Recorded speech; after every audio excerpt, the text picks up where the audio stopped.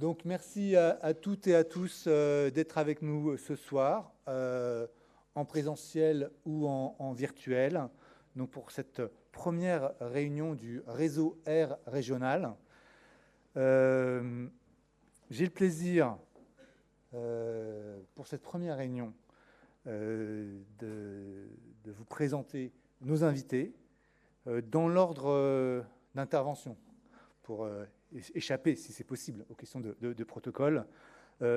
Antoine Flao, ancien directeur de l'École des études de santé publique, directeur de l'Institut de santé globale en Suisse, et maintenant professeur à Paris-Cité. Ensuite, Valérie Leprince, qui est avec nous en visio aujourd'hui, qui est directrice au CEREMA des sujets de ventilation. Caroline Coria, qui est chef du service énergie du pôle lycée. Et vous le verrez, c'est un petit peu ma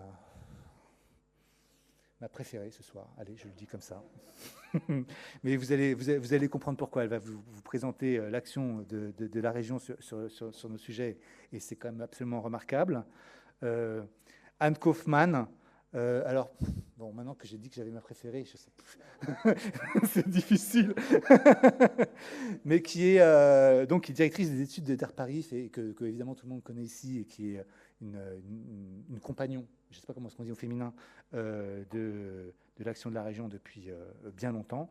Et Jean-Gabriel Zinkler, qui est le PDG de Pando 2 et aussi le président de la FIMEA Île-de-France, qui a aussi contribué à l'organisation de cette réunion et que je remercie. Enfin, je vous remercie toutes et tous, et puis je vous remercie vous qui êtes avec nous. Pour ceux qui sont en visio, eh ben, si vous étiez venus en présentiel, vous auriez pu goûter à notre délicieux jus d'orange ou à nos vins blancs et rouges. Et ça, le fait que finalement il y ait des gens qui ne se soient pas présentés, ça veut dire qu'on en aura plus chacun après cette discussion. Donc bah, voilà, faut en profiter. Avant qu'on rentre dans le vif du sujet, je voudrais juste dire deux choses. D'une part, présenter l'objet de cette réunion. Cette réunion, c'est la première du réseau Air de la région. L'idée, c'est de rassembler l'ensemble des acteurs du secteur, donc à la fois les collectivités, les porteurs de projets, les experts, la région, bien sûr, et les financeurs, pour pouvoir faire émerger des projets, pour pouvoir leur donner vie, pour pouvoir échanger sur des expériences concrètes qu'on aurait pu mener et en tirer les leçons et les faire connaître.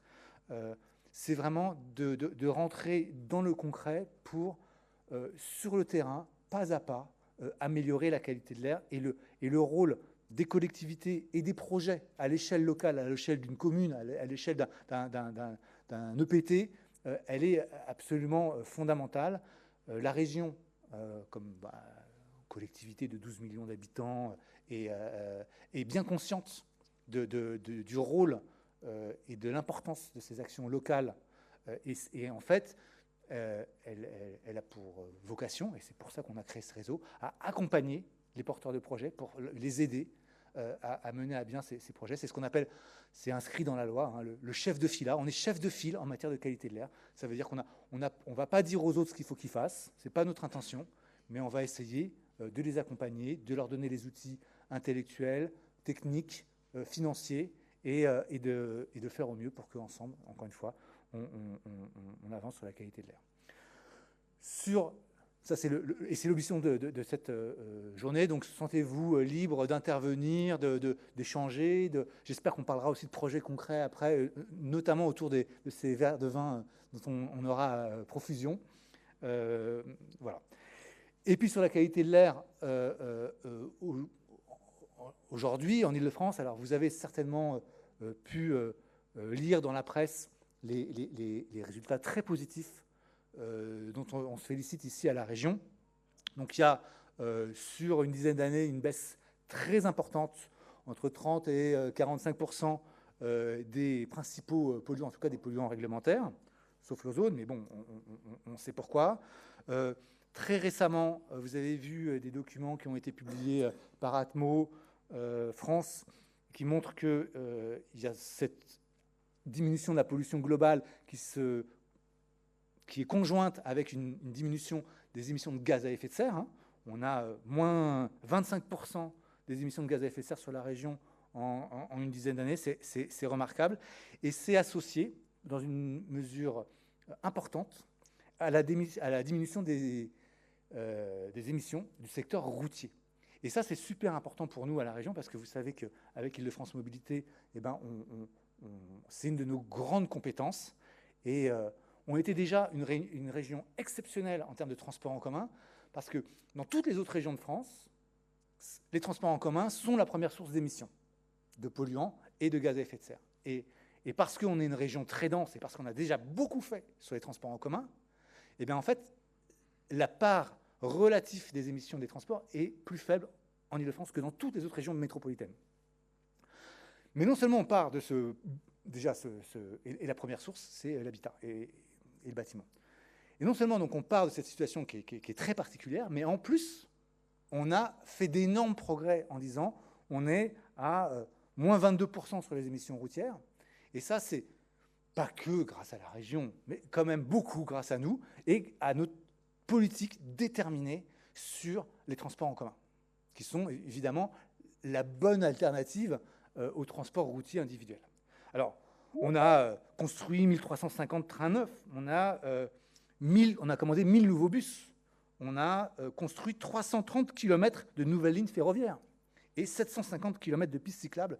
Je lis mes notes, mais c'est vraiment majeur. Et donc, ça contribue à cette baisse importante de la région, des émissions au niveau régional. Il ne faut pas seulement regarder, par exemple, au niveau de Paris, il faut voir la situation globale qui est très positive. Dans ce contexte-là, on a quand même une question. On parle de la qualité de l'air extérieur. On a l'autre pendant de la problématique, c'est la qualité de l'air intérieur, à l'intérieur notamment des établissements scolaires, mais pas seulement. Et vous savez, vous êtes tous plus ou moins des experts ou des connaisseurs de ce sujet. Vous savez à quel point c'est important en termes de santé publique. Et il y a donc des enjeux qu'Antoine Flahault vous expliquera 1000 fois mieux que moi.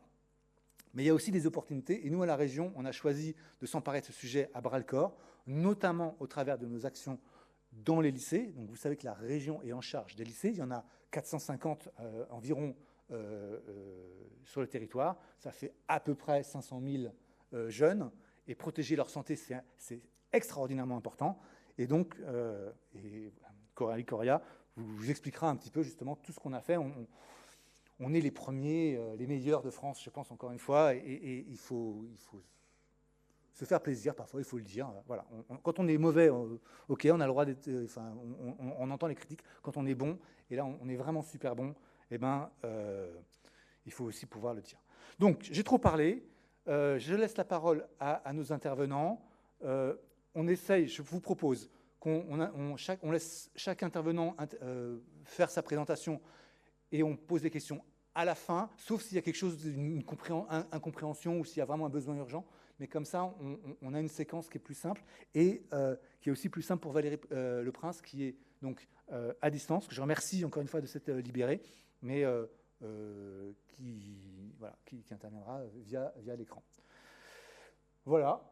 J'ai trop parlé, comme toujours. Antoine Flahault, merci 1000 fois d'être avec nous ce soir. C'est pour moi une très grande joie, parce que j'ai une admiration pour votre travail.